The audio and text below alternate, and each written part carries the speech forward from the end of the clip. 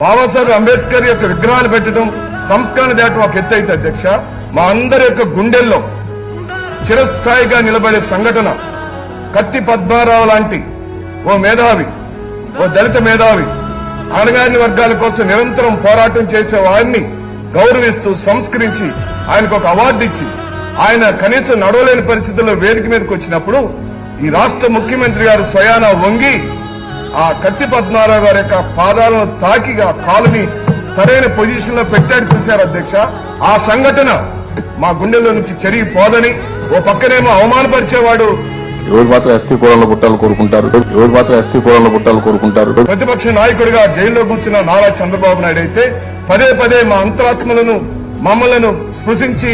మమ్మల్ని పరామర్శించి, మమ్మల్ని గౌరవించి, సంస్కరించి ఈరోజు బాబాసాహెబ్ అంబేద్కర్ విగ్రహాన్ని స్థాపించడం ద్వారా ఆయన ఒక పక్షపాతిగా, ఈ సమాజాన్ని ప్రేమించే వాళ్ళు అత్యున్నతమైన వ్యక్తిగా ఈరోజు జగన్మోహన్ రెడ్డి గారు ఉంటారని మీ ద్వారా నేను మనవి చేస్తాను.